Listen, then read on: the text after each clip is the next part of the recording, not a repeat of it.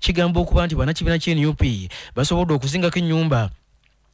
baddemu abantu abasoba kumpi 50 nga bali mugenda maaso n'okuba nga bakola omulimu guno okusinziira ku butambi obw'enjawulo obutambuziddwa ku mikutu egyambikulira kumanya. Emmotoka Joel Ssenyonyi ebimu ku ezo ezibadde zigenza okusobola okulondoola kigamba nti abasirikale ababadde babakanye n'emigemera wala bagikubye ne bajasa endabirwamu y'emabega era nga n'abamu ku bannamawulire bafunye obuvune kootika munnamawulire ategerekese nga Stephen Kibuyika akwata ebifaananyi ku mukutu ogwa Spark TV mu Kampala era ng'ono addusiddwa mu ddwaliro okusobola okufuna obujjanjabi oluvannyuma lw'embeera y'okulwanagana n'okwesindika okubaddewo nga bannakibiina ky'NUP bazinzeeko ennyumba ey'ekisaagaate esangibwa ku kyalo kino. Embeera ebadde mu kitundu kino owa Nabasa abaddewo. I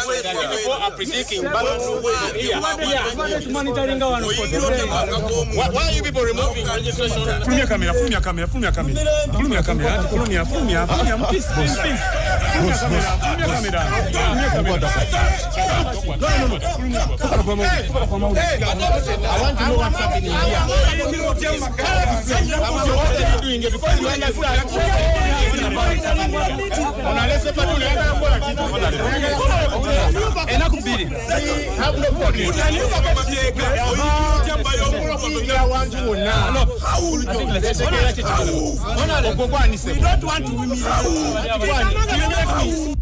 Mbeera y'okutaasa bannamawulire abafunye obuvune mu mbeera y'akavuvuŋŋano bannakibiina kino babadde nga bazinzeeko bannakibiina ky'NRM abagamba okuba nti basangiddwa n'obululu bwe babadde bagolola. Tukitegedde nti bannamawulire abasinga basobodde okuddusa omalwaliro okusobola okufuna obujjanjabi era mu mbeera y'okuba nga beeyambayamba tusobodde okufuna ebivaayo. Mumuyambe musitule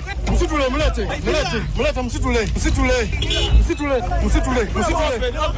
mulete basoose ne bakasuka ejjinja erisoose libadde linkutte naye nenza okulirwa nga ligwa waliwo emmotoka ebadde saidi wano bweti nerigwa ku mmotoka era waliwo n'omulala munnamawulire alyewogomye wanono tewabeera emirembe.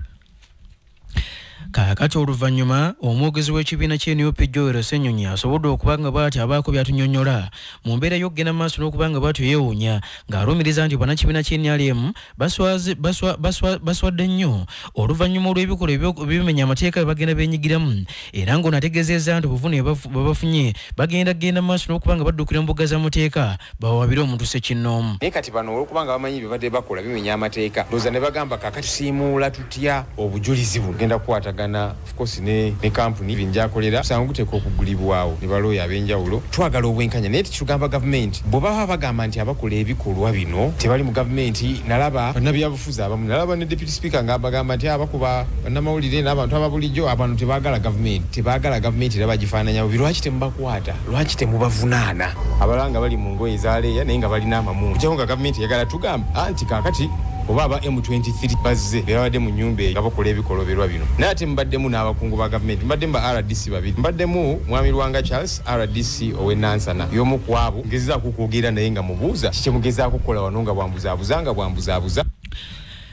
Eyo nga tuvuddeyo owula bineeno ng'omukubiza w'olukiiko olukulu lw'eggwanga The Right Honorable Anita Mong Nalongo Magogo asiimye abakulembeze b'amawanga aga Buwarabu bagamba nti bano baaliwo naye mu kaseera akaali akazibu ennyo ak'okubiza paalamenti yalimu omuliro mu kuyisa etteeka erirwanyisa omukwano gw'ebikukujju ogumanyiddwa ng'ogw'ebisiyaga. Okusinza ku Sipiika Anita Mong agamba nti oluvannyuma lw'okusiikana b'ambasada okuva mu mawanga aga Buwarabu olwaleero abeegatta mu kibiina ekiyitibwa Organization of Islamic Cooperation agamba nti ensonga nnyingi ze basobodde okuba nga bwe bakubaganyako ebirowoozo kyokka ono abasiimye olw'omukwano ogw'amaanyi gwe baateekawo wakati mu mbeera eno kubanga ye waliwo agamu ku mawanga agatuuka n'okuba nga gamuteekako envumbo obutalinnya mawanga ago oluvannyuma olukulemberamu enteekateeka ey'okuyisa ebbago lino. And that was the time we passed the law of anti-homosexuality. We were rejected, we had all those trials, tribulations, humiliated, but you stood by me. And I want to thank you for that. You stood by me and you've continued to stand by me because you believe in our values, you believe in our traditions, and that's why you stood by me, and forever I'll be very grateful. Kyokona wanjagidde abakulembeze b'amawanga aga Buwarabu okusobola okuyambako okulaba nga omwana ow'obuwala naddala abasiraamu babaako engeri gye basobola okuba nga tebati baweebwa eddembe lyabwe kubanga kizuuliddwa nti mu kiseera kino abasiraamu bongedde nnyo okwenyigira mu bikolwa by'okusindika abaana mu bufumbo nga bakyali bato. I request that you take a keen interest kale tujja kutuusaako ensonga ezo kyokka bambasada oluvannyuma boogezeganyizaamuko naffe ne baloka bagenda mu maaso n'okuba nga etyo basiima enteekateeka ya Uganda okuba nga beeteebaaniriza bulungi ennyo era ne bategeeza nti bakwongera amaanyi wakati mugenda mu maaso n'okuyamba Uganda naddala mu bintu ebitali bimu omuli ensonga z'amalwaliro amasomero ag'enjawulo n'ebirala. First was the challenge of the FMD. So we worked very fruitfully with them. We were successful in establishing a deal and providing 10 million doses to Uganda last year just to combat that. And we are in the process of actually taking this one step further by establishing the technical scientific facility in order to identify any future threats in terms of viruses to cattle or animal. Onyukidde olunaku olwaleero ng'abakulembeze awamu n'abatwala ensonga z'ebyenjigiriza okuva mu bizinga ebya disitulikiti y'e Buvuma nga bakulembeddwamu atwala ensonga z'ebyenjigiriza mu kitundu kino ayitibwa Hussein Bugembe bategeezezza nga bwe baagala omukulembeze wa kuno Yoweri Kaguta Museveni asobole okuba nga bw'atyo abawa ensimbi ezimala okusobola okuzimba ebisulo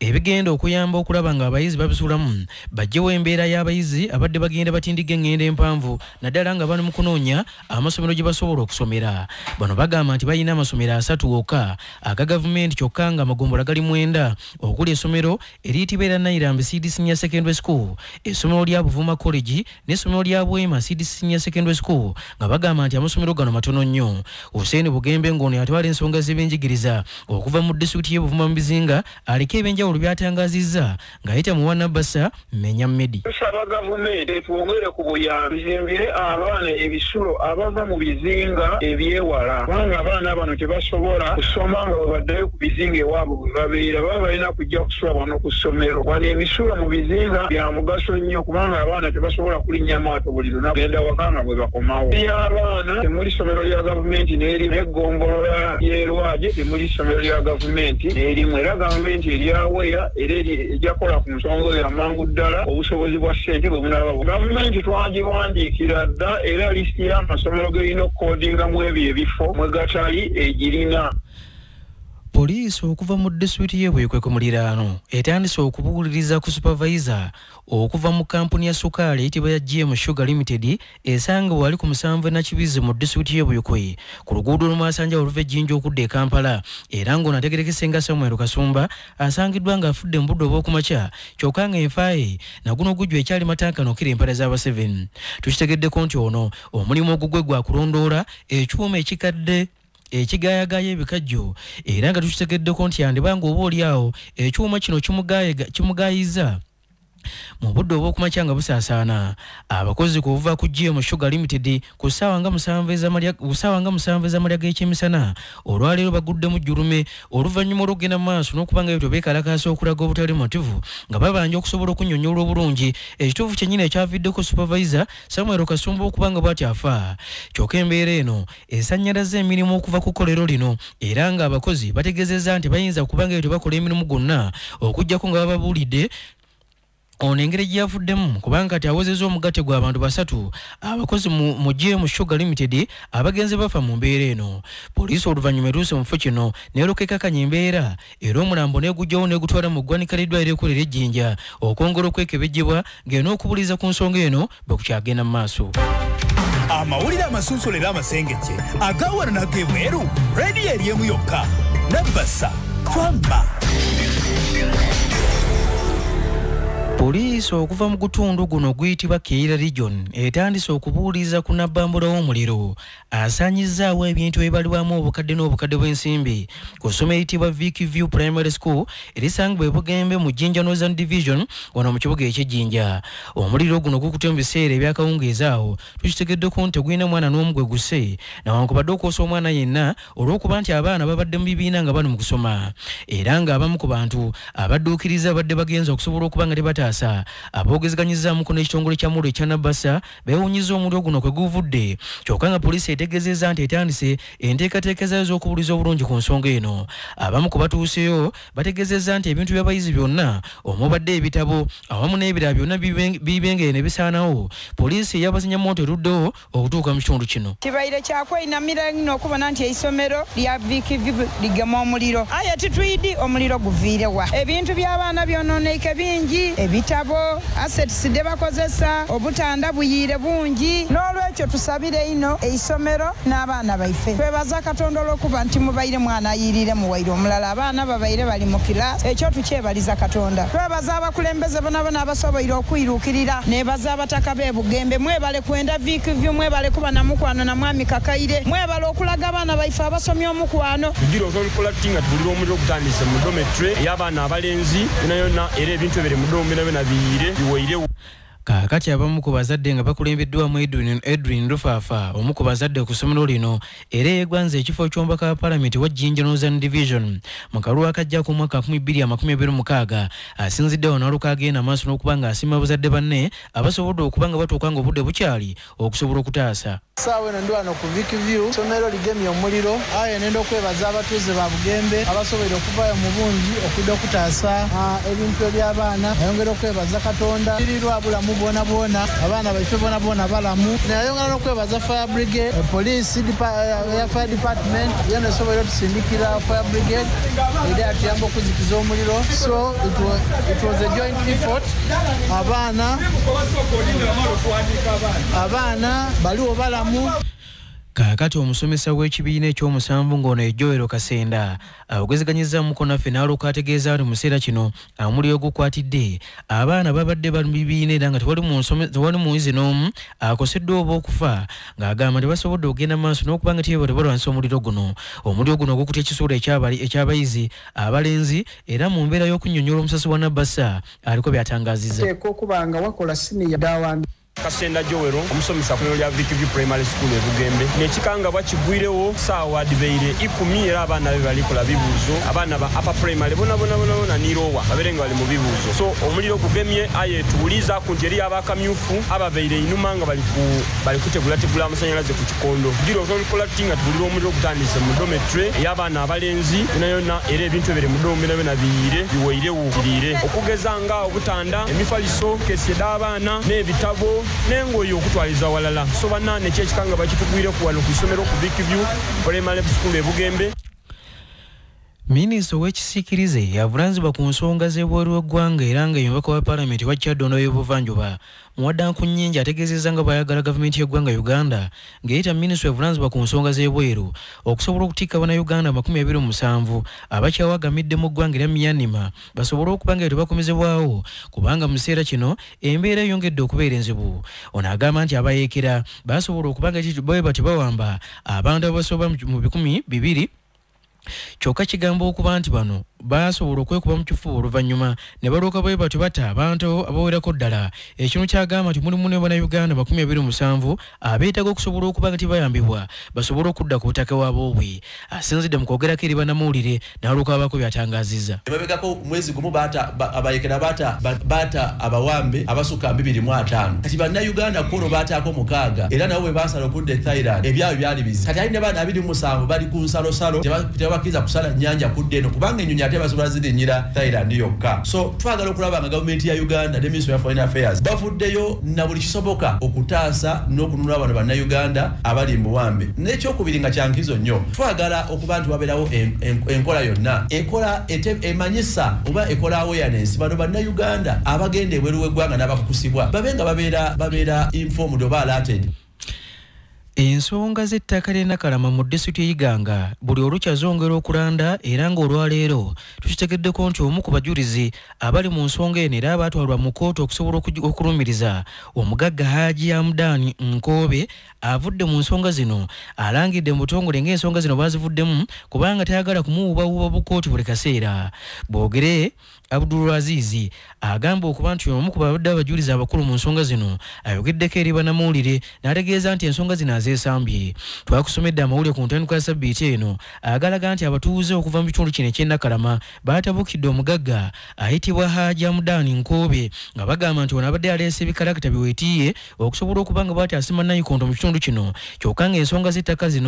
z'ettaka lino tezinnaba kuba nga zimalirizibwa. Kaakati olwaleero omujulizi ono Boogere Abdul Azizi awogezeganyizza mukono wa Nabasa omulongo David Katiwagubi n'alooka abaako by'atangaazizza. Nze ndiko divaamu ndikwogera ku ngambita ku mukutu ogwa radio nti statement nali nkoze nga obudulizi bwali bugemagana na Hamdani ni Amidu bwa kulwanaga ibalwanaga eyo kuba balwanagana ayo already ife twali tuli awo bano bene bayikirira Amidu bayikirire manga ni sala kati batu seyo ne batandika okuwagana ate bene baje ba reporting police ngeza na muntu atukobe kati akasera we katuuka ife batu okujja okuwa obudulizi twaje twayogera twakola obudulizi ate bwe nchirondo ile no kenibe ne batoka kundikirizagania ndai tibasobola kutukobe zo bakabwa mpinzo okuwa abantu abena kalama ate bali kibona emberi eyo mpinzo okuba abadema kuchikiriza sala ne bali kibonaga emberi eyo empapula dili kunganiba sub county chief edindi bad signing nze tikayenda bintu ebyo obakabwe ndi kuwa abena kalama nti buli muntu asoka amane ebyo tunamane ebizuwe ife nga abantu kakasa nti buli muntu adakuba n'emirembe.